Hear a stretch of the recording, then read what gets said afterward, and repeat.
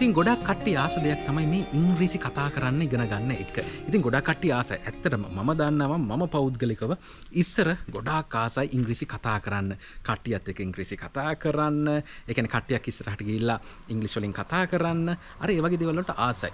මම විතරක් නෙමෙයි ඔයත් ඒකට ආසයි. ඉතින් ඒක හින්දා තමයි මේ වීඩියෝස් බලන්නේ.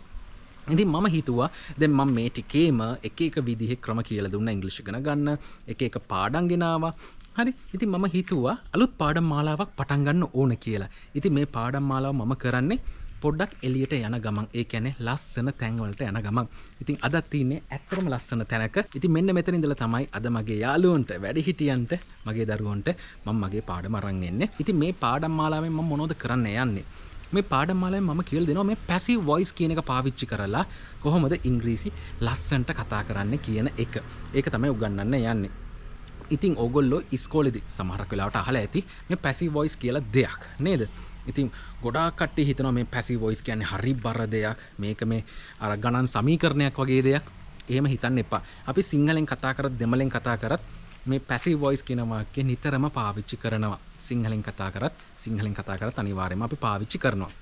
නමුත් මේක අපි ඉස්කෝලේ යන කාලේ මේක පටලවා ගත්ත ටිකක්. ඒ කියන්නේ අපි හිතුවා මේක මේ ලියන දෙයට විතරයි පාවිච්චි කරන්න පුළුවන්. හරියට තේරුණෙත් නැහැ. ඒ වගේ දේවල් වුණා නේද? ඒව වැඩක් නැහැ. දැන් ඉතින් අපි මේක හරියට ඉගෙන ගමු. හැබැයි මම මේක උගන්වනකොට මේකට මේ ග්‍රැමර් කෑලි දාලා හරිද? මේවා කටපාඩම් කරවලා එහෙම හරියන්නේ නැහැ. එහෙම කියලා දෙන්නෙත් නැහැ. තේරුණාද? මම මුලින්ම කියන්න මේ පැසිව් වොයිස් කියන්නේ මොකක්ද කියලා. ඒක තේරුම් කරන්න පුළුවන් සරල උදාහරණ ටිකක් දීලා. ඉතින් මම මේ උදාහරණ ටිකක් කියලා ඕගොල්ලන්ට තේරුම් කරවන්න මොකද්ද මේ පැසිව් වොයිස් කියන්නේ. ඉතින් මේක මේ කර්මකාරක, කර්තෘකාරක ඔය වචන අපිට වැඩක් නැහැ නේද? දන්න උදාහරණ ටිකක් අරගෙන දන්න සිංහලෙන් මේ ටික ඉගෙන ගමුකෝ නේද? මෙන්න මේ උදාහරණ ටික පොඩ්ඩක් බලන්නකෝ. ඉතින් පළවෙනි උදාහරණය. අලුත් නීති මාලාවක් හඳුන්වලා දුන්නා. අලුත් නීති මාලාවක් හඳුන්වලා දුන්නා. දැන් මේ කාලේ කොරෝනාත් එක්ක තමයි අපි ජීවත් වෙන්නේ. ඉතින් හිතන්නකෝ අලුත් නීති මාලාවක් හඳුන්වලා දුන්නා. මොනවද හඳුන්වලා දුන්නේ? අලුත් නීති මාලාවක්. කවුද හඳුන්වලා දුන්නේ? ඒ හඳුන්වලා දුන්න කෙනා මෙතන ඉන්නවද? නෑනේ නේද? අන්න ඔය පැසිව් වොයිස් වලින් අපිට කියන්න පුළුවන්. ඒ කියන්නේ මේක අපි පාවිච්චි කරන්නේ මේ ක්‍රමය අපි පාවිච්චි කරන්නේ ඒ කියන්නේ මේ කරන කෙනා නැතුව. දැන් මේ අලුත් නීති මාලාවක් හඳුන්වලා දුන්න කෙනා ඉන්නවද? නෑ. එයා වැදගත් නෑ. හරිද? එයා නැතුව අපි මේ වාක්‍ය කියනවා. අලුත් නීති මාලාවක් හඳුන්වලා දුන්නා. හරි? අන්තිමට උනම් කියන්න පුළුවන් මෙන්න මෙයා විසින් රජය විසින් එහෙම කියන්න පුළුවන්. හැබැයි මේකේ සඳහන් කරලා නැහැ. ඉතින් එහෙම සඳහන් නොකර අපිට මේ වගේ වාක්‍ය කියන්න පුළුවන්. අලුත් නීති මාලාවක් හඳුන්වලා දුන්නා. සම්පූර්ණ වාක්‍යයක් විදිහට මේක ලස්සනට මේ පැසිව් වොයිස් පාවිච්චි කරලා කියන්න පුළුවන්. මම හිතනවා ඔක තේරුණා කියලා. බලමු තව වාක්‍යයක්. අනිත් එක ඊයේ පාන්වල ගාන වැඩි කරලා. ඉතින් මේ දවස්වල හැම බාණ්ඩ එකම ගාන වැඩි වෙනවා නේද? හැම දෙයක්ම ගණන් යනවා. ඉතින් ඊයේ පාන්වල ගාන වැඩි කරලා. කවුද වැඩි කරේ? ඉතින් අපි දන්නවා මේක වැඩි කරන්නේ කවුද කියලා. නමුත් මෙතන සඳහන් කරලා නැහැ. ඒක අවශ්‍ය නැහැ. දැන් කවුරු හරි හම්බුනහම මං කියනවා මෙන්න මෙහෙම මේ රුවිනි ඊයේ පාන්වල ගාන වැඩි කරලා නේද? මාර වැඩේනේ. ඊයේ පාන්වල ගාන වැඩි කරලා. හරිද? අපි කියනවාද කවදාවත් මේ ඊයේ පාන්වල ගාන රජය විසින් වැඩි කරලා? එහෙම කියනද? නැහැ. අපි කෙලිම කියන්නේ මේ ඊයේ පාන්වල ගාන වැඩි කරලා හරිම අසාධාරණයි නේ. දැන් කොහොමද අපි ජීවත් වෙන්නේ? අන්න එහෙම. ඊයේ පාන්වල ගාන වැඩි කරලා. වැඩි කරපු කෙනා නැහැ. ඒ ගැන සඳහන් කරන්නේ නැහැ. නිකම්ම කියනවා. ඊයේ පාන්වල ගාන වැඩි කරලා. හරිද? ඔන්න තව උදාහරණයක්. බලමු තව එකක්. හෙට ඉඳන් මිනිස්සුන්ට සහන මල්ලක් දෙනවා. මේ දවස්වල ඉතින් සහන මල්ලු ගැන කතා කරන ගොඩක් නේද? හෙට ඉඳන් මිනිස්සුන්ට සහන මල්ලක් දෙනවා. හෙට ඉඳන් මිනිස්සුන්ට මොනවද දෙන්නේ? සහන මල්ලක්. කාටද දෙන්නේ? මිනිස්සුන්ට. කවුද දෙන්නේ? ඒක සඳහන් කරලා නැහැනේ නේ. ඒක වැඩක් නැහැ. ඉතින් අපි දන්නවා කවුද දෙන්නේ කියලා. ඒක වැඩක් නැහැ. කෙලින්ම කියනවා. අපි දැන් කතා කරන භාෂාවෙන් සාමාන්‍යයෙන් කියනවා මෙහෙම කියන්න පුළුවන් නේ. මේ හෙට ඉඳන් සහන මල්ලක් දෙන්න යනවා. යන්න ගිහිල්ලා ඒක ගන්න හෙට හොඳේ. හරි? අන්න එහෙම කියන්න පුළුවන් නේ. දෙන කෙනා වැඩක් නැහැ. හරි? අන්න ඒ වගේ තැන්වලදී මෙන්න මේ පැසිව් වොයිස් කියන එක ලස්සනට පාවිච්චි කරන්න පුළුවන්. බලමු තව එකක්. පෙට්‍රල් වල ගාන අද උදේ වැඩි කරා. පෙට්‍රල් දන්නවනේ තින්නේ. හරි. පෙට්‍රල් වල ගාන අද උදේ වැඩි කරා. මේවා එක පාට වැඩි වෙන දේවල් නේ ලංකාවේ නේ. හරි. මෙතන කියනවා පෙට්‍රල් වල ගාන අද උදේ වැඩි කරා. හරි? වැඩි කරපු කෙනා ඉන්නවද? නැහැ. එහෙම කෙනෙක් වැඩක් නැහැ. හරි? අපි කියන්නේ කෙනෙක්ට කෝල් කරලා කියනවා මේ පෙට්‍රල් මාර වැඩි පෙට්‍රල් නැහැනේ මගේ බයික් එකේ. මගේ වාහනේ පෙට්‍රල් නැහැනේ. පෙට්‍රල් වල ගාන අද උදේ වැඩි කරලා. මාර වැඩි. හරි? අන්න එහෙම කියන්න පුළුවන් ඒවා. හරි? මොනවද වැඩි කරේ? පෙට්‍රල් වල ගාන. කවුද වැඩි කරේ? වැඩි කරපු එක්කෙනා නැහැ. සඳහන් කරලා නැහැ. හරි? බලමු තව එකක්.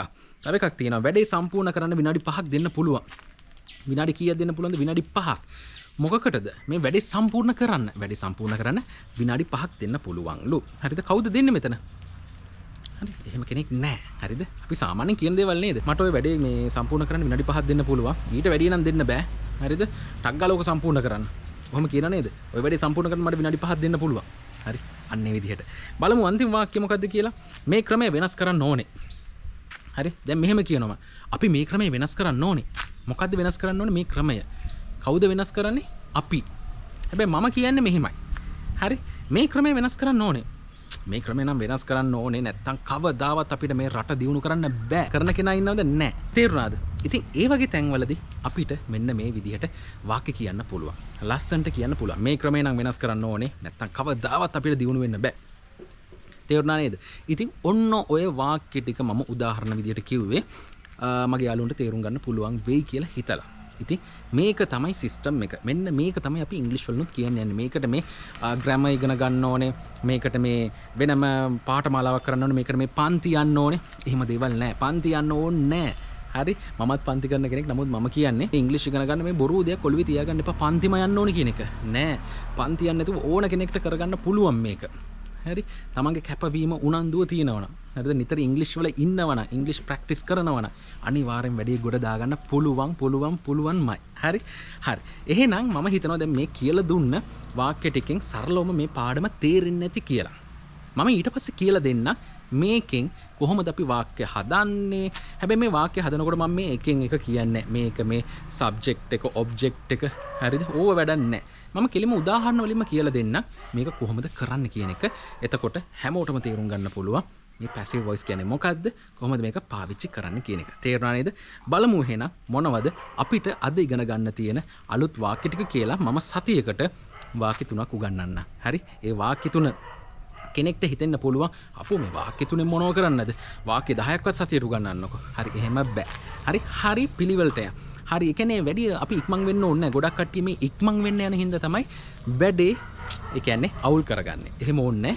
මේ වාක්‍ය තුන ඉගෙන ගන්න මේ වාක්‍ය තුනෙන් ගොඩාක් වාක්‍ය හදන්න පුළුවන් තේරුණාද ඒව හොඳට මොළුවේ තියාගන්න හරි එහෙනම් බලමු මොනවද අද අපිට ඉගෙන ගන්න තියෙන අලුත්ම අලුත් පැසිව් වොයිස් වාක්‍ය තුන කියලා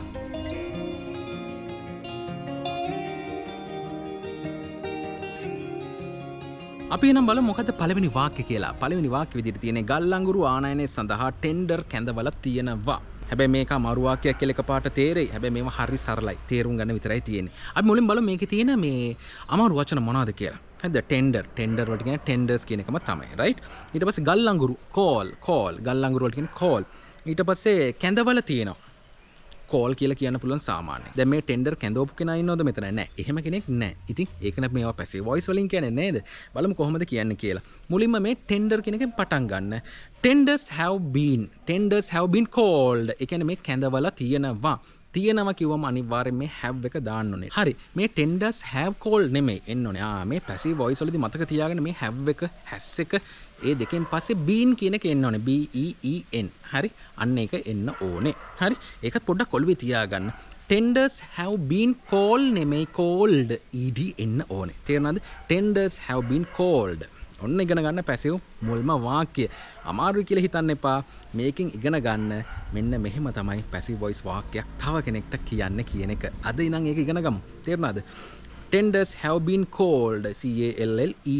ඒ කියන්නේ මේකේ අර verb එක කියලා දන්න ඕගොල්ලෝ ක්‍රියාපදේ කියන එක call කරනවා කියන්නේ දැන් මේ call කරනකොටත් කියනවා කතා කරනකොටත් කියනවා මේ කැඳවනකොටත් කියනවා හරි ඉතින් මේකේ call CALL විතරක් නෙමෙයි එන්න ඕනේ ED එන්න ඕනේ මේ passive voice වලදී ඉස්සරහට තේරෙයි දැන් පොඩ්ඩක් ඔලුවට දාගන්නකෝ ඒක හරිද tenders have been called tender කැඳවලා තියෙනවා tenders have been called ඔලුවට ගන්න tenders have been called Tenders have been called මොහොකටද බලන්න for the importation බලන්නකෝ for the importation ආනයනයට for the importation මොනවද call for the importation of coal ගල්අඟුරු ආනයනය කිරීමට දැන් මේ ආනයනය කරනකොට මොකද කියන්නේ import කරනවා කියන එක ආනයනය importation the importation හරිද මේකේ තියෙන්නේ for the importation of coal ගල්අඟුරු ආනයනය කිරීමට බලන්න අපෝ එක සැරයක් tenders have been called for the importation of coal ගල්අඟුරු ආනයනය කිරීමට ටෙන්ඩර් කැඳවලා තියෙනවා tenders have been called මෙහෙමත් දෙයක් ඉගෙන ගන්නකො ටෙන්ඩර් කැඳෙව්වා කොහොමද කියන්නේ tenders were called ඒ කියන්නේ ටෙන්ඩර් කැඳෙව්වා කියලා කෙලින්ම තියෙන්නේ tenders were called හරි එහෙම කියන්න පුළුවන් දැන් මෙතන තියෙන්නේ කැඳවලා තියෙනවා. හරි. එතකොට have එක හරි has එක හරි එන්න ඕනේ. මෙතන tenders කියන ගොඩක් tenders have been called. අන්න එහෙමයි වෙන්න ඕනේ. ඕක පොඩ්ඩක් ඔලුවට දාගන්න. දැන් තාම මේක තේරුම් ගියේ නැති වෙන්න පුළුවන්. කලබල වෙන්න එපා. ඊට පස්සේ වාක්‍ය බලමු මොකක්ද තියෙන්නේ කියලා. ඉතින් මේක සතිය 2 3 4 ඔහොම යනකොට තේරෙයි. හරි වැඩි. මේක හිතන්න යන්න එපා. තේරුණාද? බලමු එහෙනම් දෙවෙනි වාක්‍ය මොකක්ද කියලා. දෙවෙනි වාක්‍ය විදියට තියෙන්නේ පුද්ගලයන් 17 දෙනෙකු රෝහල් ගත කරලා තියෙනවා. පුද්ගලයන් 17 දෙනෙකු රෝහල් ගත කරලා තියෙනවා. කොහොමද මේ වගේ දෙයක් කියන්නේ? පුද්ගලයන් 17 දෙනෙකු 17 people පුද්ගලයන් 17 17 people have been hospitalized. මේ රෝහල් ගත කරනකොට මොකද්ද කියන්නේ? හොස්පිටලයිස් කරනවා කියන එක නේද? ඉතින් එතකොට පුද්ගලයන් 17 දෙනෙක් හොස්පිටලයිස් කරලා තියෙනවා. රෝහල් ගත කරලා තියෙනවා. තියෙනවා. මේකෙත් මේ have කියන එක හරි has කියන එක හරි එන්න ඕනේ. නමුත් මෙතන have එක ඇවිල්ලා තියෙන්නේ. මේ ඇයි මේ have කියන එක දාන්නේ? 17 people මිනිස්සු 17 කියන ගොඩක්. has නෙමෙයි එන්න ඕනේ. has been නෙමෙයි have been. 17 people have been hospitalized. අන්න එහෙම කියන්න පුළුවන්. 17 people have been hospitalized. hospitalized කියන්නේ රෝහල් ගත කරනවා. හැබැයි මේකට ed එන්න ඕනේ. hospitalized. තේරෙනවද? මම හිතනවා හොඳටම තේරෙන්නේ නැති කියලා. මිනිස්සු 17 දෙනෙක් රෝහල් ගත කරලා තියෙනවා. හරිද? රෝහල් ගත කරලා. එහෙම කියන්න පුළුවන්. කරලා තියෙනවා කියන්නේ කරලා කියන්නේ දෙකම එකයි. හරිද? කරා කියන්නේ හැබැයි තව එකක්. හැබැයි ඒක කියන්න ඕනේ මේ විදිහට නෙමෙයි. 17 people ගොඩක්නේ were WERE. හොඳේ? 17 people were hospitalized yesterday.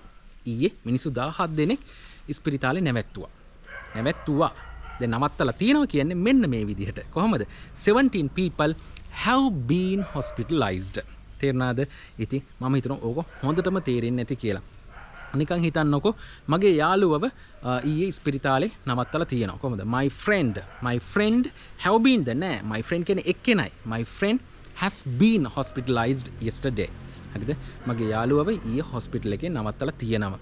මගේ යාළුවව ඊයේ හොස්පිටල් එකේ නැවැත්තුවා. කොහොමද කියන්නේ? my friend was hospitalized yesterday. තේරුණාද? my friend was hospitalized yesterday. තේරුණා නේද? මෙතන තිබෙන්නේ මොකද්ද? 17 people. මිනිස්සු 17 දෙනෙක් ඉස්පිරිතාලේ නවත්තලා තියෙනවා. 17 people have been hospitalized. ඉතින් මේවා පොත්වල ලියාගෙන මොකද්ද කරන්න ඕනේ? පොත් ටික ගොඩ ගහගෙන තියාගන්නද? ලියන දේවල් ගොඩ ගහගෙන තියාගන්නද? නෑ. කට ඇරලා ප්‍රැක්ටිස් කරන්න. ගොඩාක් කට්ටිය වරද්ද ගන්න තැන තමයි පොඩ්ඩක්වත් මේ කට ඇරලා ප්‍රැක්ටිස් කරන්නේ නෑ. එහෙම ඉන්න එපා. මේවා ප්‍රැක්ටිස් කරන්න. මේවා පුළුවන් තරම් ප්‍රැක්ටිස් කරන්න. එහෙම කරොත් දවසක ගොඩ යන්න පුළුවන්. තේරුණාද? අපේ වචනෙන්ම කියනවා ගොඩ යන්න පුළුවන්. අනිවාර්යයෙන්ම කරගන්න පුළුවන්. මේ පන්ති කියන එක හැමතිස්සෙම ඔළුවෙන් අයින් කරගන්න. පන්ති ගියට කමන්නේ මේව බලන මගේ ගුරුවරු තරහ වෙන්න එපා. මං කියන්නේ පන්ති ගියාට කමක් නැහැ. හැබැයි මම කියන්නේ පන්ති යනවට වැඩි දෙයක් තනියෙන් අනිවාර්යයෙන්ම කරන්න ඕනේ. කොච්චර හොඳ ගුරුවරයෙක් ළඟට ගියත් ඒ ගුරුවරයාට ඔයාට ඒක පොවන්න බෑ. තමන් හරියට කරන්නේ නැත්තම් මේ ඉංග්‍රීසි මේ කියන්නේ මේ භාෂාවක් වගේ දෙයක් තමන් ප්‍රගුණ කරොත් තමන් ප්‍රැක්ටිස් කරොත් විතරයි වැඩේ ගොඩ දාගන්න පුළුවන්. මේක දරුවන්ට වැඩි හිටියන්ට කාට වුණත් මගේ මේ හැම යාළුවෙක්ටම මේක අදාළයි. හරි බලමු එහෙනම් තුන්වෙනි වාක්‍ය මොකද්ද කියලා. තව ලස්සන තැනකට යන්න. එතන ඉඳන් බලමු තුන්වෙනි වාක්‍ය මොකද්ද කියලා. බලමු එහෙනම් අන්තිම වාක්‍ය මොකද්ද කියලා. ඒ කියන්නේ තුන්වෙනි වාක්‍ය මොකද්ද කියලා බලමුකෝ. ඊයේ හඳුනා නොගත් පිරිමි මල සිරුරු දෙකක් සොයා ගත්තා. හඳුනාගත්තේ නැති මල සිරුරු දෙකක් හොයාගත්තලු පිරිමි මල සිරුරු දෙකක්. කවද්ද? ඊයේ. අපි බලමු මේක දැන් හොයාගත්ත කෙනා ඉන්නවද? නෑ. අපි දන්නවා සාමාන්‍ය මේ වගේ දේවල් ඉතින් හොයාගන්නේ පොලිසිය. රයිට්? පොලිසිය තමයි හොයාගන්නේ. නමුත් ඒ ගැන සඳහන් කරලා නැහැ. ඊයේ හොයාගත්ත කියලා තියෙන්නේ. හඳුනා නොගත් පිරිමි මල සිරුරු දෙකක් ඊයේ හොයාගත්තා. බලමු කොහොමද කියන්නේ කියලා.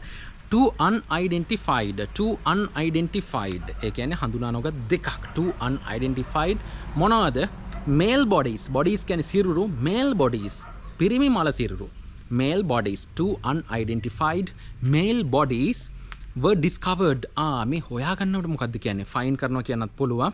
find නම් found වෙන්න ඕනේ. දැන් මේ discover තියෙන්නේ discover න discovered වෙන්න ඕනේ. ed එන්න ඕනේ past participle එක. හරි දැන් බලමු. two unidentified male bodies were found. හොයාගත්තා. දැන් මෙතන මොකද තියෙන්නේ? were discovered. හොයාගත්තා. හඳුනා නොගත් පිරිමි මල සිරුරු දෙකක් හොයාගත්තා. කවද්ද? yesterday. two unidentified male bodies were discovered yesterday. ඊයේ හොයාගත්තලු. දැන් මේකම බලමු. අපි කලින් වාක්‍යවල ඉගෙන ගත්තේ අර have been එක දාලා has been හරි have been එක හරි. හරි. දැන් මෙතන to අපිට කියන්න ඕනේ මෙන්න මේ වගේ දෙයක්. ඊයේ හඳුනා නොගත් පිරිමි මල සිරුරු දෙකක් හොයාගෙන තියෙනවා. කොහොමද කියන්නේ? two unidentified male bodies. අන්න two male bodies නේ දෙන්නෙක්ගේ නේ two unidentified male bodies. එතකොට මොකක්ද වෙන්න ඕනේ? have the has දෙන්න ඕනේ. දෙකක් නේ. එතකොට have එක have been discovered yesterday. තේරුණාද? මම හිතනවා මේක හොඳටම තේරෙන්නේ නැති කියලා. මොකද මේක හරි සරලයි. හරියට තේරුම් ගත්තොත්. හරි. මෙතන තියෙන්නේ two unidentified male bodies were discovered yesterday. හොයාගත්ත මේ discovered වෙනකොට අපිට දාන්න පුළුවන් found කියලාත්. හොයා ගන්නවට කියන්නේ හොයනවට කියන්නේ find කියලා. හරි. මේ discover වෙනකොට ඉතින් මේ find කියන එක දාන්නත් පුළුවන්. එතකොට found වෙන්න ඕනේ. Two unidentified male bodies were found yesterday. එහෙම කියන්න පුළුවන්. නැත්නම් were මේ තියෙන විදිහට were discovered yesterday කියන්නත් පුළුවන්. ඉතින් මම හිතනවා මම මේ කියලා දුන්න දේවල් ටික හරියටම ඔලුවට දාගන්න නැති කියලා මගේ යාළුවෝ, මගේ දරුවෝ, මගේ වැඩිහිටියෝ. මොකද මම ඉන්නේත් ලස්සන තැනක මේ පරිසරයේ මිදින ගමන් තමයි මම මේ පාඩම් මගේ යාළුවන්ට කියලා දෙන්නේ. හැමෝටම කියලා දෙන්නේ. ඉතින් මේ වගේ පරිසරයේ විඳින්න හැමෝම ඉතින් මේ වගේ තැන්වල ඉඳලා ඔයගොල්ලොත් ඉගෙන ගන්න. ඉතින් මම පුළුවන් තරම් try කරන මේ වගේ තැන්වලට හැමදාම ගිහිල්ලා මගේ යාළුවන්ට හැමෝටම යම් කිසි දෙයක් උගන්වන්න. ඉතින් මේ දවස් ටිකේ passive voice පාඩම තමයි යන්නේ. ඉතින් පුළුවන් තරම් මම උත්සාහ කරනවා ලස්සන තැන්වලට යන ලංකාවේ මාත් ඇවිදින්න හරි ආස කෙනෙක්. ඉතින් ඒ ලස්සන තැන්වල ගිහිල්ලා මම නිකන් ඉන්නේ නැහැ. හැමෝටම වැදගත් පාඩමක් අරන් එනවා මේ දවස් ටිකේ passive voice පාඩම. තේරුණාද? ඉතින් එහෙනම් ඔය දේවල් ටික හොඳටම ඔළුවේ තියාගන්න. මේ අද කියලා දුන්න වාක්‍ය තුන ඉතින් අද මුලින්ම මම හඳුන්වලා දුන්නා මේ passive voice කියන්නේ මොකක්ද සිංහල වාක්‍ය ටිකක් කියලා දීලා. ඉතින් ඒවත් හොඳටම බලන්න. ඒවා හොඳටම තේරුම් ගන්න, ලියා ගන්න, මේවා ප්‍රැක්ටිස් කරන්න. ඉතින් අපි මේවා ඉංග්‍රීසි වලින් තේරුම් ගන්න කලින් සිංහලෙන් සරලවම තේරුම් ගන්න ඕනේ. තමන්ගේ මව් භාෂාව දෙමළ නම් දෙමළෙන් මේවා තේරුම් ගන්න ඕනේ. තේරුණාද? එහෙනම් ඉක්මනින් අපි ලබන සතිය හම්බ වෙමු. ලබන සතියේත් මම ලස්සන වටින passive voice වාක්‍ය තුනක් අරන් එන්න. ඉතින් ලබන සතිය මම අලුත් පාඩම අරන් යනකම් හැමෝම මොකද කරන්න ඕනේ? හොඳට මේවා ප්‍රැක්ටිස් කරන්න. කට ඇරලා සද්ද දාලා ප්‍රැක්ටිස් කරන්න. තේරුණාද? ඉක්මනින් ලබන සතිය හම්බ වෙමු. හැබැයි මේ හම්බ වෙනකම් මගේ හැම යාළුවෙක්ම, හැම වැඩිහිටියෙක්ම, මගේ හැම දරුවෙක්ම වෙනදටත් වැඩිය ගොඩක් පරිස්සමෙන් ඉන්න ඕනේ.